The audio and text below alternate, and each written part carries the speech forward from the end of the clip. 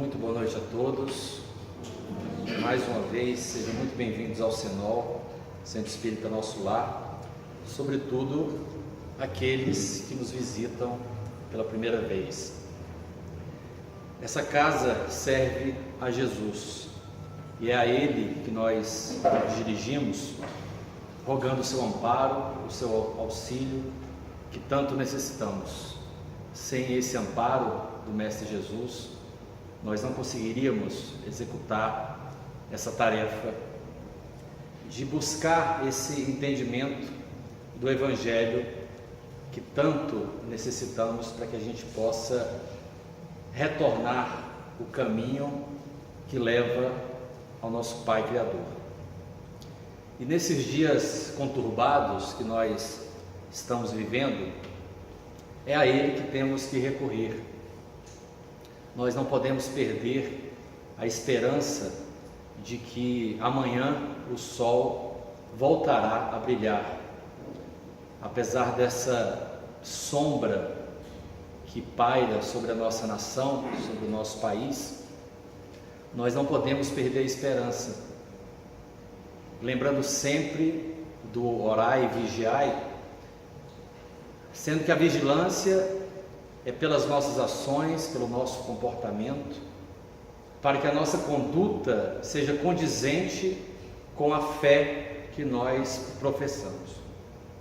Por isso, nós observamos em vários templos religiosos, em várias escolas religiosas, que todos estão voltados com esse sentimento de que necessitamos ficar em constante oração pelo nosso país, pelo nosso Brasil, rogando a Jesus, que é o governador do nosso planeta, para que a sua equipe na espiritualidade possa interceder em nosso país para resolver essas questões que tanto têm gerado esses conflitos morais.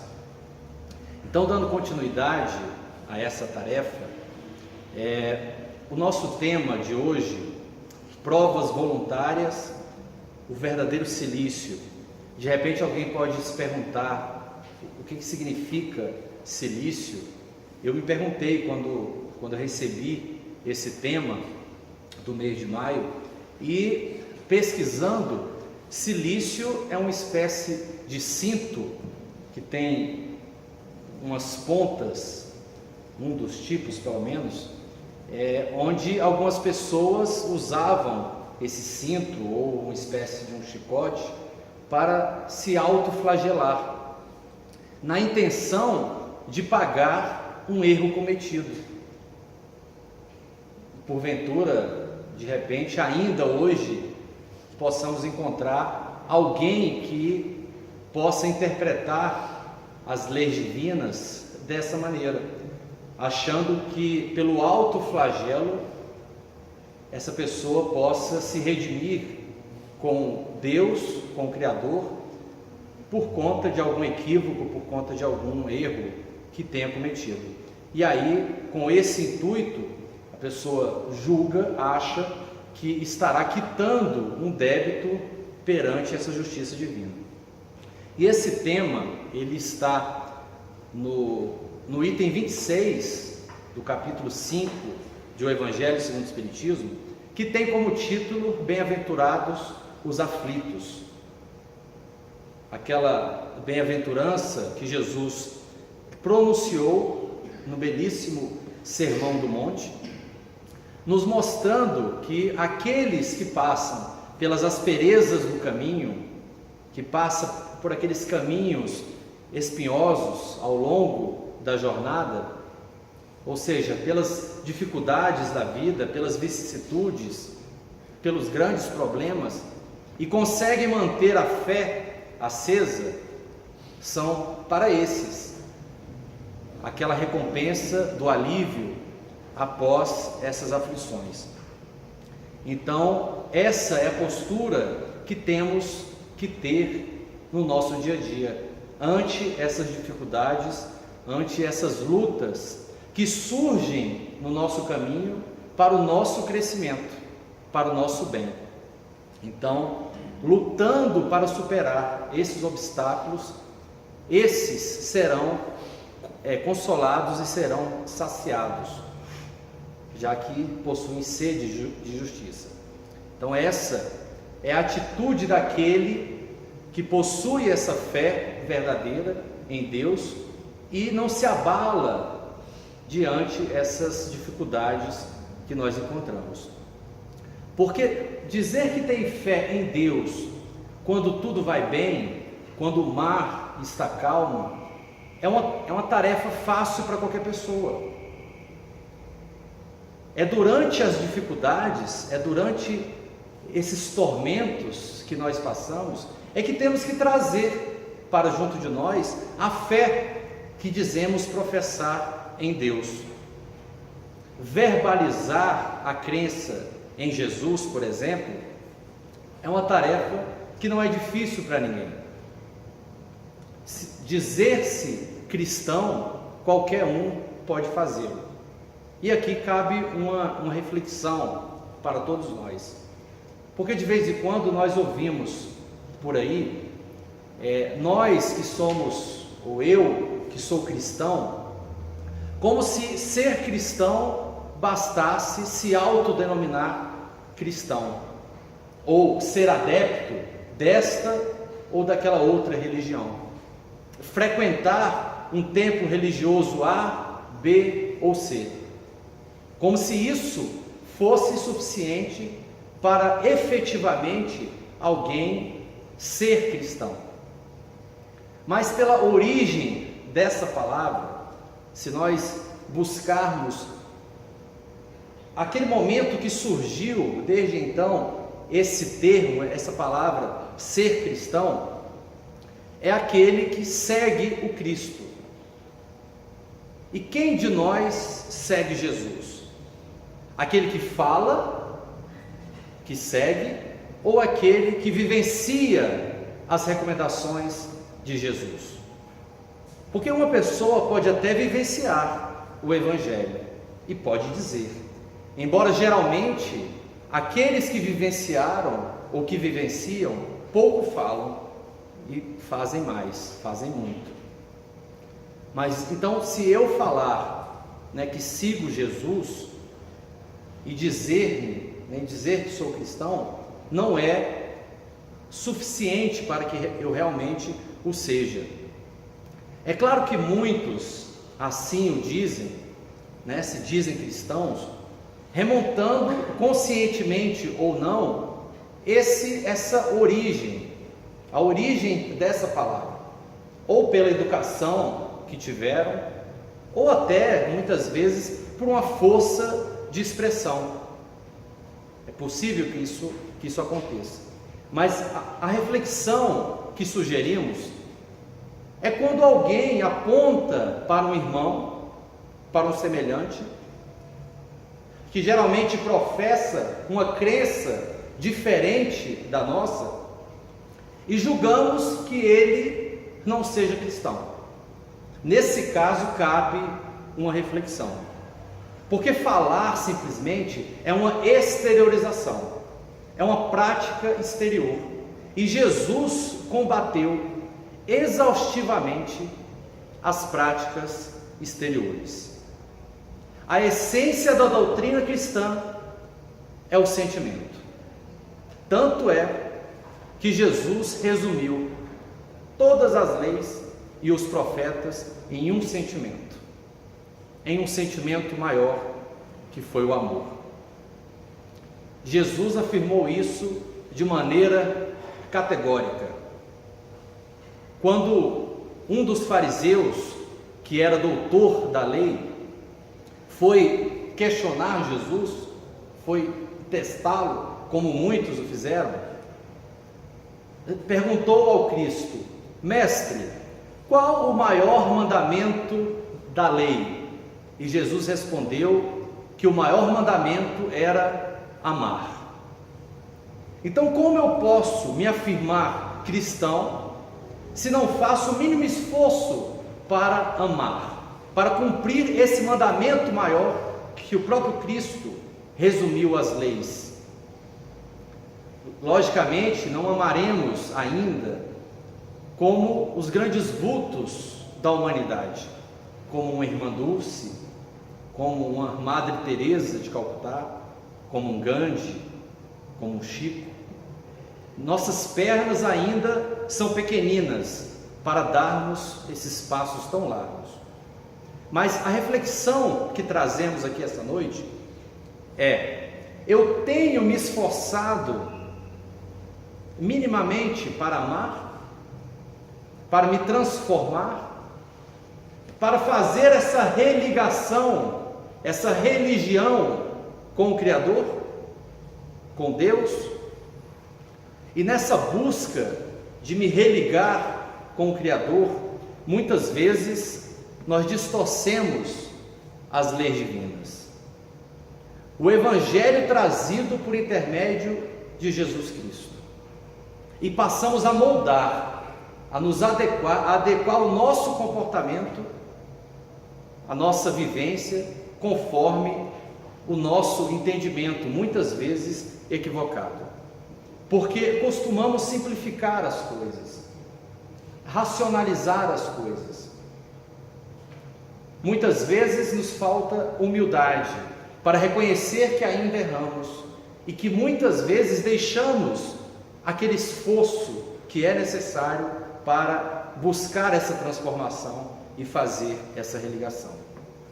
E esse tema que estamos falando aqui hoje, ele fala sobre os sacrifícios que muitos fazem para oferecer a Deus, já que possui um entendimento, quando lê e quando escuta Jesus lá no Sermão do Monte, dizendo: bem-aventurados os que sofrem. Então, se eu sofrer, eu estarei no caminho que leva até Deus. Porque nas bem-aventuranças Jesus promete alívio aos que sofrem. Mas quando Jesus nos diz que os que sofrem serão consolados, é preciso que a gente faça uma distinção aqui. Porque com certeza Jesus, ele não se referia a todos que sofrem, mas aos que sabem sofrer. Porque ante o sofrimento, nós podemos nos resignar ou podemos nos revoltar, não é? Esse é o bem sofrer e o mal sofrer. Mensagem presente nesse capítulo, que é o maior capítulo de um livro do Evangelho segundo o Espiritismo, que é esse texto que a nossa irmã Esther leu aqui no início. A diferença entre o mal sofrer e o bem sofrer é a forma como nós encaramos essas dificuldades que nós enfrentamos, a postura que eu tenho ante essas dificuldades que nós encontramos na vida. O bem sofrer, a pessoa passa por um sofrimento e ela busca compreender o lado positivo, a importância daquele processo que ela está passando, porque ela precisa tirar algo de bom ali daquele momento de dor e de sofrimento. Ela precisa buscar a espiritualização. Aquele momento de dor e de sofrimento tem que servir para que aquela pessoa possa fazer essa religação, porque essa religação com o Criador é feita de nós para com o Pai, porque Ele jamais se desligou de nós, como nenhum pai que ama se desliga do seu filho. Então essa pessoa passa a compreender que o sofrimento, ele faz parte de um processo redentor, algo que possa fazer com que ele efetivamente cresça, efetivamente repense os seus conceitos, a sua forma de agir, porque aí essa pessoa estará desenvolvendo a capacidade de compreensão, de resignação, que é ressignificar olhar com outros olhos aquela situação, desenvolver a capacidade de perdoar. Já o mal sofrer, passamos muitas vezes por sofrimentos muito pequenos e que transformamos em grandes tragédias das nossas vidas. E muitas vezes fazendo com que a gente se perca ao longo do caminho, fazendo com que essas grandes tragédias que nós criamos nos leve à verdadeira ruína. Então achamos muitas vezes que nos privando de certas coisas e fazendo alguns sacrifícios materiais, físicos, estaremos agradando a Deus, mas não é bem assim. No Livro dos Espíritos, na terceira parte, que trata das leis morais, temos no capítulo 4 a lei de conservação. E essa lei de conservação nos impõe que devemos cuidar dessa vestimenta, que é o corpo físico, porque essa vestimenta nos foi dada por Deus, porque sem esses devidos cuidados, sem força e sem saúde, como é dito lá, o trabalho é impossível. E como o trabalho também é uma lei divina, já que nada na natureza fica parado, o aparente repouso que nós observamos, isso se reflete por conta da limitação dos nossos sentidos. Ao contrário do que muitos irmãos ainda pensam, pela parábola da criação, que está lá na Gênese bíblica, que está presente lá, Deus não descansou no sétimo dia, porque Deus não descansa, Deus trabalha sempre, Deus cria sempre. E foi Jesus que afirmou isso, quando disse: meu Pai trabalha até hoje, e eu também. Então não estamos aqui numa colônia de repouso, numa colônia de férias, temos que trabalhar. Logicamente que esse trabalho, essa lei do trabalho, não se refere somente àquele trabalho que nos dá o sustento, mas o trabalho que é uma necessidade de todo espírito, é uma necessidade de todos nós. Porque, como é dito lá, quando o Livro dos Espíritos trata sobre a lei do trabalho, toda ocupação útil é trabalho. Isso é esclarecido lá nas questões 674 e 675. Então, temos que cuidar muito bem dessa ferramenta, dessa vestimenta que Deus nos deu, que é o veículo de manifestação do Espírito, enquanto estamos aqui no plano físico, enquanto estamos atuando no mundo material. E se esse corpo nos foi dado por Deus, esse mesmo Deus não se agradaria se nós fôssemos maltratar essa ferramenta que Ele nos deu, se nós massacrássemos esse corpo. Como nós dissemos agora há pouco, nesse capítulo da lei de conservação, algumas questões lá tratam sobre essas privações voluntárias e as mortificações. Mas o que seria isso? É esse questionamento se essas privações voluntárias, que visam uma expiação igualmente voluntária, se tem algum mérito diante dos olhos de Deus. Ainda está confuso, né? Esse questionamento significa o seguinte: se eu me privar de alguma coisa e isso me levar a um sofrimento, essa minha ação será agradável a Deus? Então, se eu não comer isso, se eu não comer aquilo, os jejuns, se eu fizer penitência, de repente subir uma escada de joelhos, eu estarei abrindo os caminhos até Deus? E dissemos isso, fazemos essa reflexão com todo respeito àqueles que ainda enxergam o sacrifício que Deus quer que façamos, ainda com olhos de outros tempos. Mas precisamos refletir. Quais são os sacrifícios, os verdadeiros sacrifícios que são agradáveis a Deus?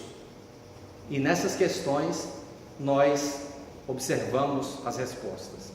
Fazei o bem aos outros e mais mérito tereis do que essas ações. As privações que são mais meritórias, que são mais agradáveis a Deus, são aquelas privações dos prazeres inúteis, aquelas ações que quando nós nos privamos, nos libertamos e elevamos a nossa alma. Porque meritório é resistir a inúmeras tentações que nos induz a excessos, inúmeros excessos, ou ao gozo de coisas inúteis. É o homem tirar do que lhe é necessário para dar a quem não tem o suficiente. E essa mensagem finaliza dizendo: se essa privação não passar de vão simulacro, será um escárnio. Ou seja, se essa privação for apenas uma imagem para querer mostrar aos outros, isso é um desacato a Deus. É fazer pouco caso com as leis divinas. Então, o que devemos sacrificar é o nosso orgulho, o nosso egoísmo, a nossa vaidade, essas chagas que corroem o nosso coração e nos impedem de avançar, nos atrasam o nosso avanço, a nossa evolução. Portanto, se os sofrimentos voluntários e as privações visam favorecer apenas a si mesmo, não há mérito algum, porque isso vai representar um egoísmo vaidoso. Eu estou pensando mais em mim do que realmente fazer essa religação com o Criador. Estou pensando mais em mim do que a necessidade do meu semelhante. Porém, se essas privações tiver por objetivo a caridade, visar o bem, a necessidade do próximo, e eu sacrificar aquilo que muitas vezes seria muito valioso para mim, aí sim, é o óbolo da viúva que Jesus nos traz. Aquela senhora doou 2 moedinhas, e Jesus disse que aquela oferta tinha um peso maior do que todas as outras anteriores, porque aquela senhora dava aquilo que lhe faltava, e não aquilo que lhe sobrava. Mas isso não é uma dificuldade nossa, não é? Nenhum de nós doa ou oferta aquilo que sobra, não é? A reflexão que temos que fazer. Então é dar de si próprio em favor de outrem. Mas quando chegamos ao entendimento que massacrar o próprio corpo não é algo agradável a Deus, isso não impede de forma alguma que a gente procure atenuar os nossos sofrimentos, porque certamente, como diz a mensagem que temos como base da nossa palestra de hoje, não é permitido sempre ao homem buscar atenuar as suas provas. Por isso que é dito lá: assim como é permitido alguém que se afoga procurar se salvar, aquele que tem um espinho cravado, retirá-lo, aquele que está doente, procurar um médico. Só que devemos suportar essas dificuldades sem lamentação. São as consequências dos males que muitas vezes não podemos evitar. Então temos que continuar lutando, sem se desesperar. Porque são nos momentos de dificuldade que temos, como já dissemos que realmente trazer essa fé, a fé em Deus. Se cremos num Pai de infinita justiça, amor e misericórdia, por que temer? Deus tem nos sustentado até aqui e continuará sempre ao nosso lado. Ele nos confiou ao Cristo e Jesus afirmou que nenhuma ovelha se perderia. Nenhuma ovelha. Nenhuma é nenhuma.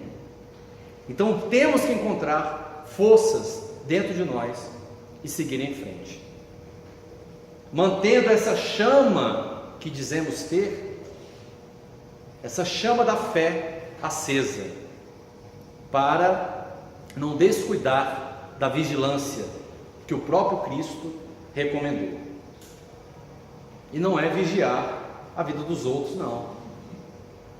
É vigiar o nosso comportamento, a nossa conduta, as nossas más tendências, para que não caiamos novamente em erro.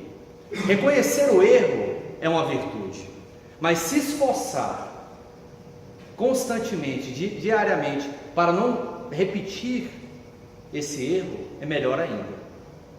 Porque reconhece-se o verdadeiro cristão por aquele que empreende esforços em domar as suas más inclinações. Pois se digo que sigo a doutrina cristã e continuo fazendo as mesmas coisas, sendo que a minha consciência já despertou que são erradas, então são palavras jogadas ao vento. E não esqueçamos que muito será cobrado a quem muito foi dado.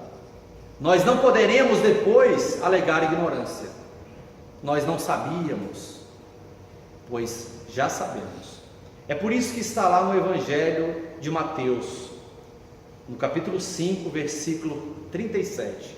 Seja, porém, o vosso falar, sim, sim, não, não. Caso contrário, se fugirmos dessa máxima, seremos os fariseus modernos, de outros tempos, que apontavam, que julgavam, mas não vivenciavam aquilo que diziam seguir. E Jesus foi o exemplo mais puro, mais claro que precisamos viver o Evangelho e não simplesmente verbalizar, exteriorizar. Jesus e sua doutrina falava de amor, falava de sentimento, falava de interiorização. Eu preciso sentir para que eu possa viver. Porque se eu apenas falo e não sinto, dificilmente eu vou vivenciar aquilo que eu digo seguir.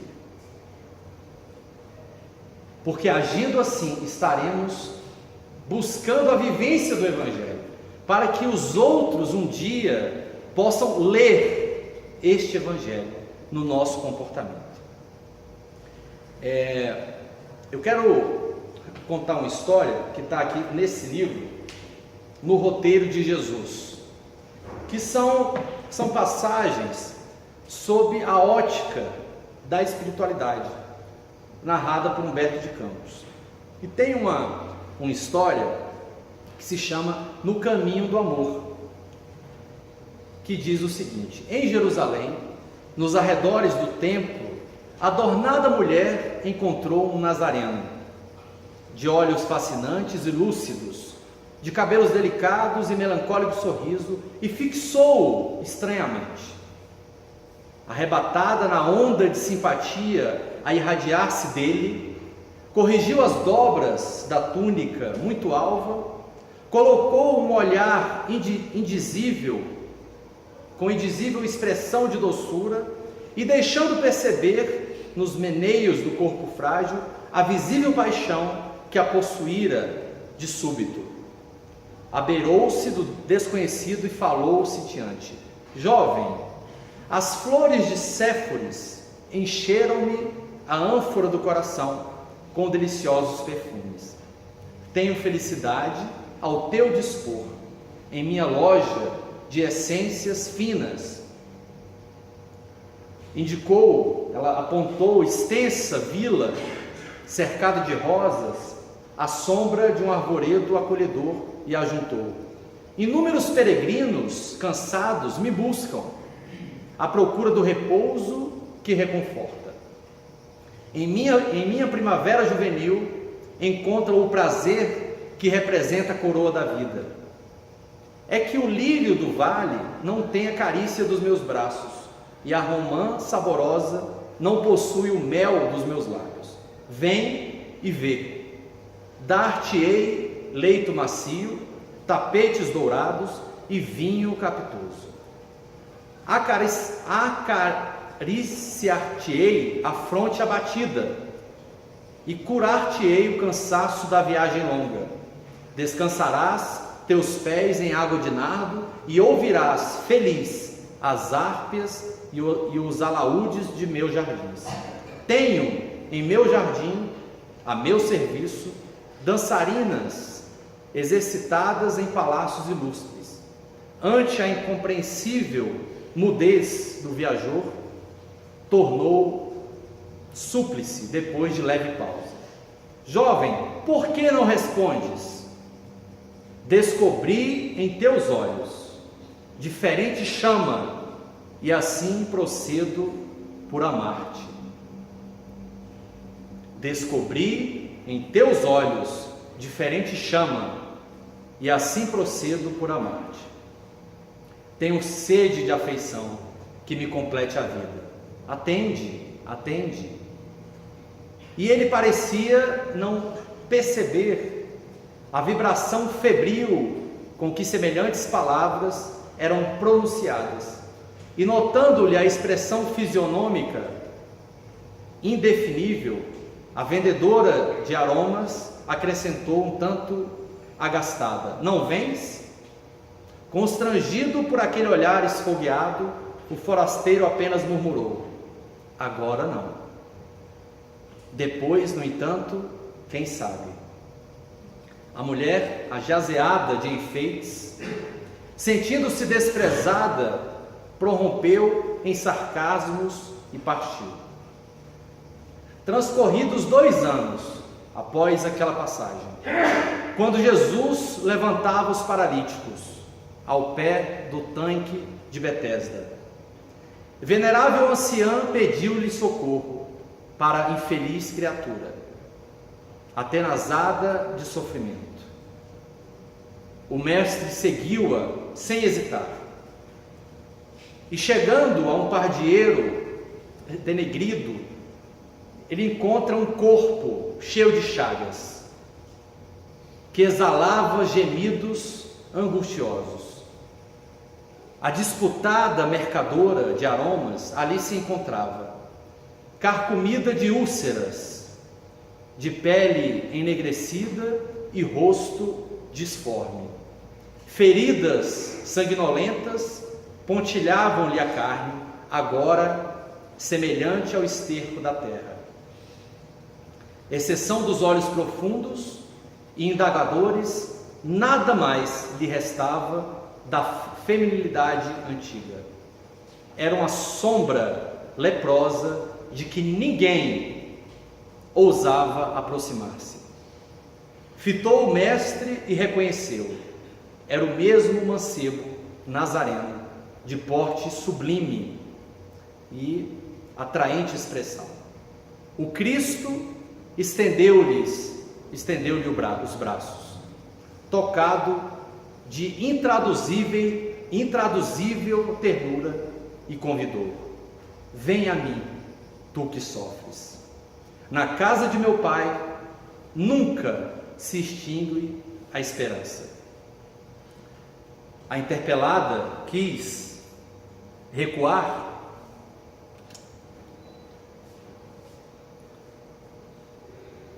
conturbada por aquela cena, naquele assombro, mas não conseguiu mover os seus próprios dedos, vencida pela dor.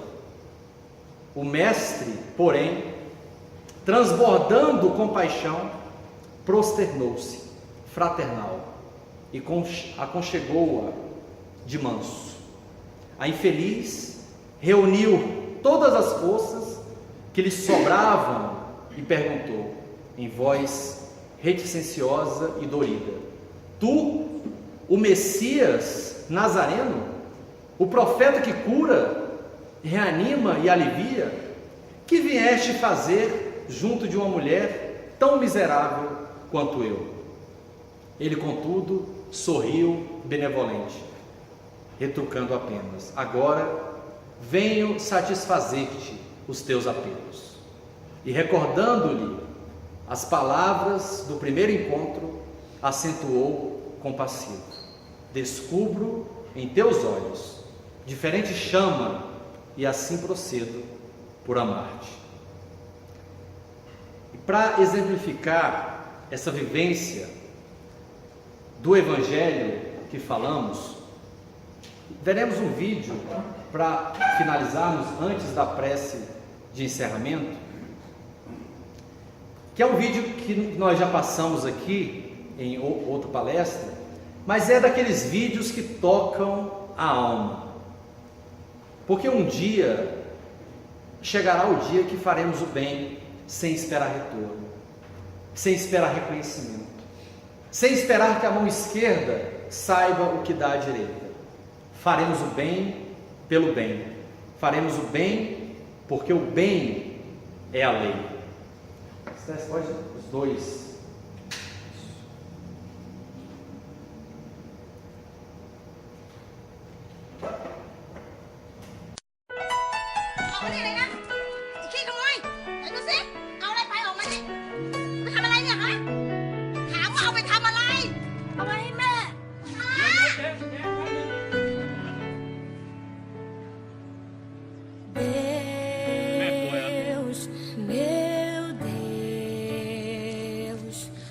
Está tão difícil pra mim. Deus, meu Deus, muitos me perguntam onde tu estás. Dentro de mim, não macia.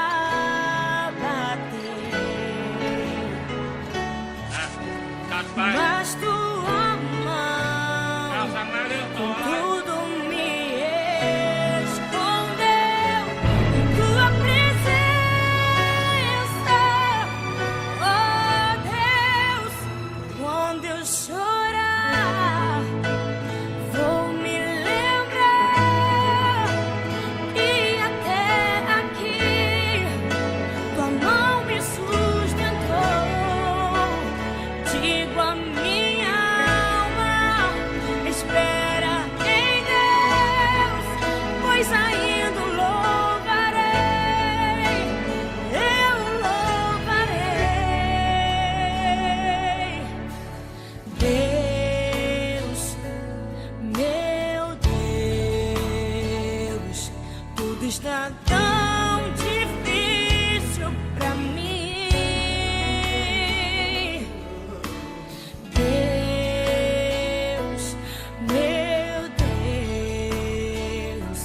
Muitos me perguntam onde tu estás. Dentro de mim, minha alma se abateu.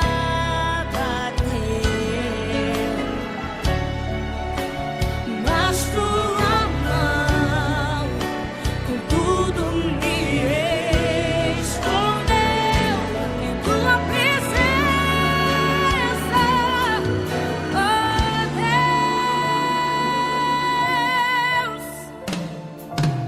Quando eu chorar, vou me lembrar que até aqui tua mão me sustentou.